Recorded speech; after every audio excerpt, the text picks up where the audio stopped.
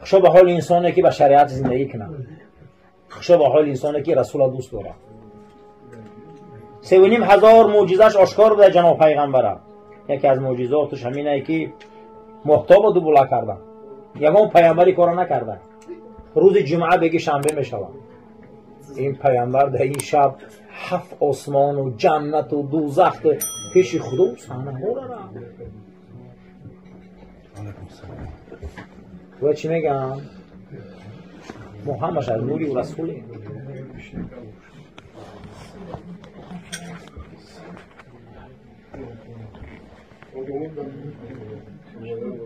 همین قبیله قریش می شود. یکی از قبیله های بزرگی اسماعیل علیه السلام که این نسل ملت ابراهیم میگن. ما در قرآن سوره داریم با نام قریش.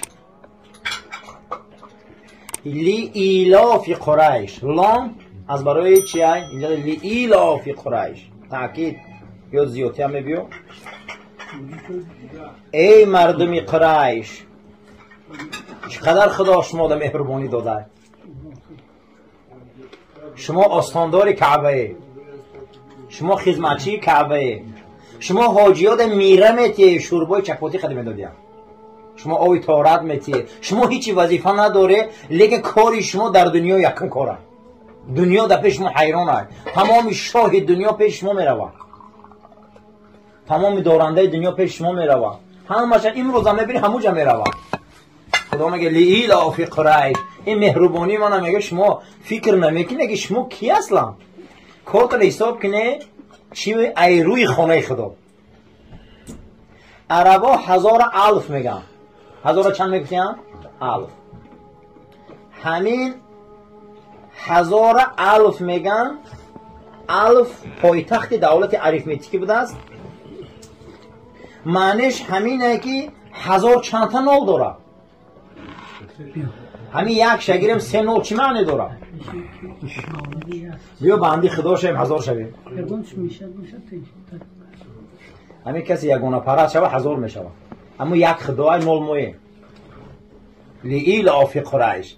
ای قریش هم میگه 1000 تون کردم. ایلافیم رحلت الشتاء و صیف. این حال مردم ما را. مهربانی همینه که شما در حالتی شتا تیرما و تابستان سیزانی کارا داره سودا میکنه. 1 سال 2 سالاتون جمع میکنه. یک از مهربانی میگم اینه. همین حالی ما بهار میشه میبیاییم تیرما میشه میریم 1 سالامون جمع میکنیم. حتی که همون ذوالخویسریه پیغمبر خدا رو به ادبی میکنه، میگه اتق الله. ای پیغمبر خدا بتقوا. پیغمبر نگاه میکنه و میگه چی گفته؟ به ادبی میکنه. خالد ابن ولید میگه من نابودش میکنم آزاد اگر اجازت باشه. میگه نه یکم نماز بخونه چقش نشه. همون بنیادگذاری که انسانیت های با نام خوارج بد اخلاقا در اسلام همون را میدونه. یک مویسری جعده داشت میگه به آداب بود. حتی که رسول اکرم به چشم دید این به آدابی را کردن. پیامبر صلی الله علیه و سلم چیکار کردن؟ گفتن که نماز میخونه چقش نشوی.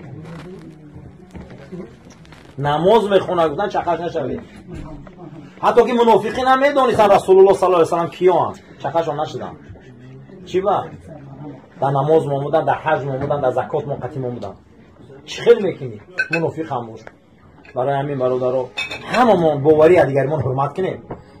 این همه ایلاف مهربانی خدا نمیاد.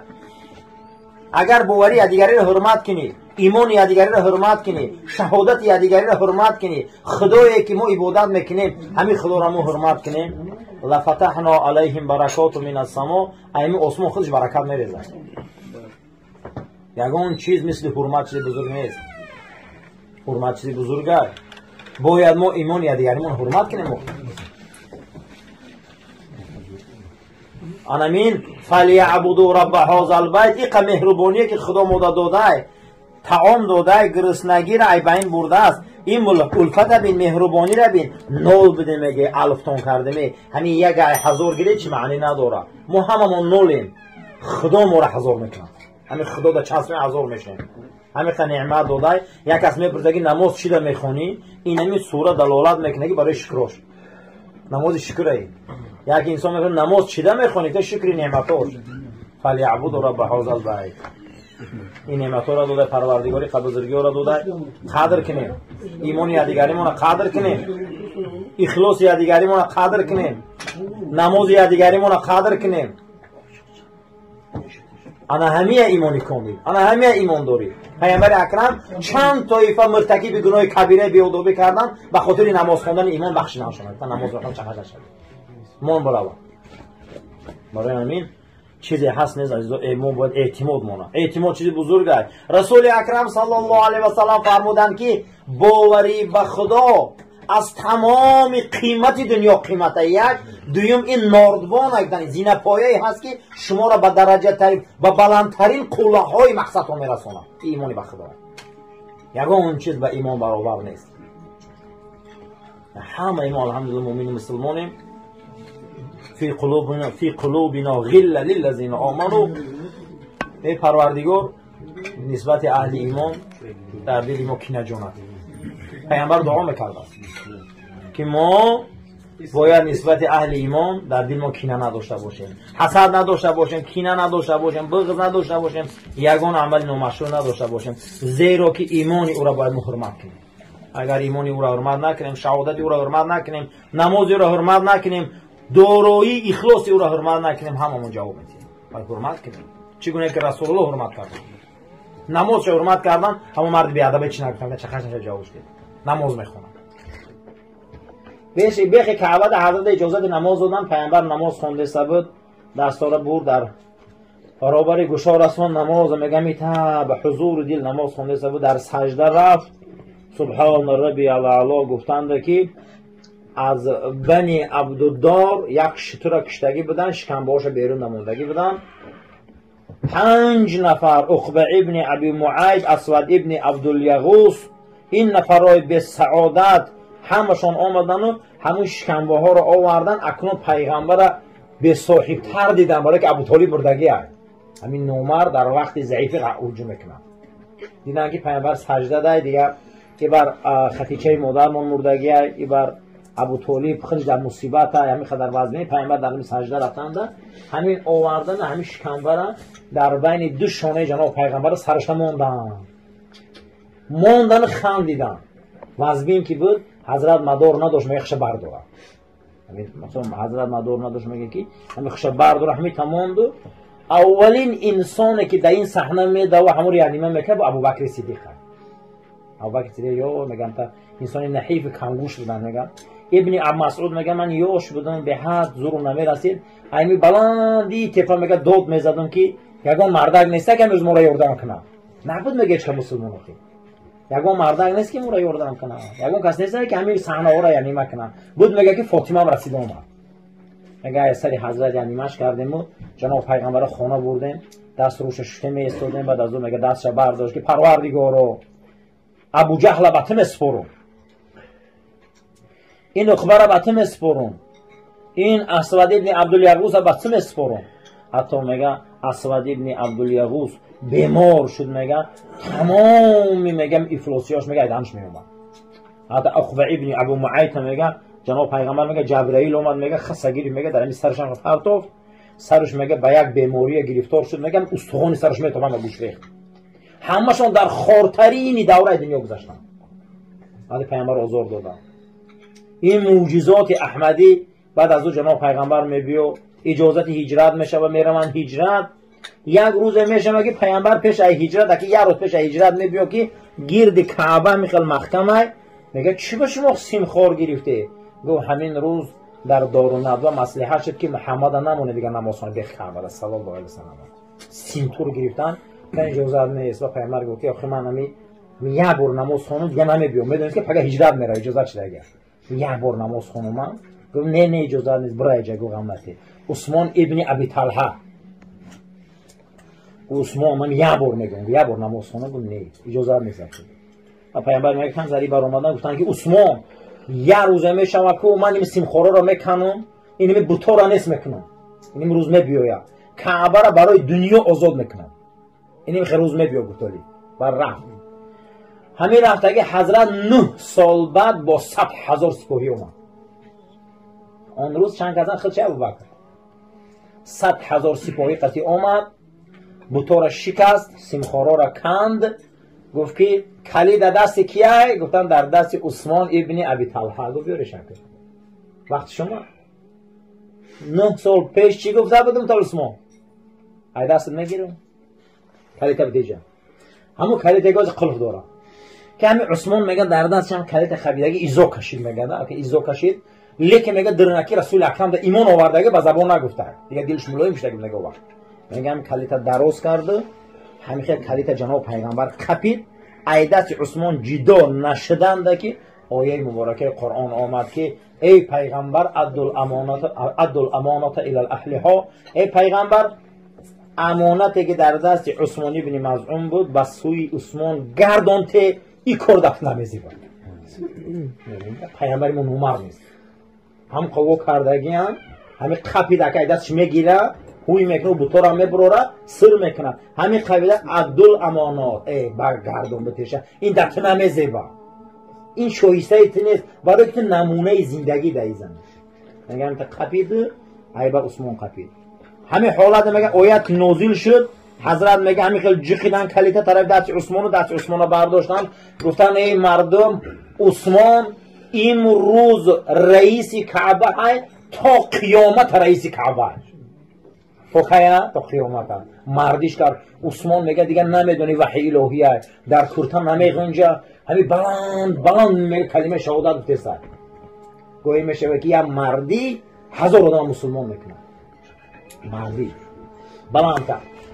در زمان ملک فهد کلیت ای خاندان گرفتن دیگه، کلیت ای خاندان گرفتن دیگه، خاندان دادن. همون شب رسول اکرم صلی الله علیه و سلم میگن همون قصر ملک فهد رو اومده در خوابش بیدارش کرد بخیر از ایجاد کلیت برده در خاندان عثمان میته که ویار خدا معلوم کرده گه تو کیه دستی ویار میگیری، این وظیفه را خدا داده گه. پگه میگه با همون شورا را جمع کرد کلیت آورده دست دو. امروز حاکمای سعودی پیش او خاندان میرن که به کعبه رو بیتون و رسول الله وظیفه را داد، کیه دستی ویار میگیره. آمد که قدی سوارهاش آمد که دید جناب پیغمبر در سویه شتیان، بگو چکور میکنی بچه؟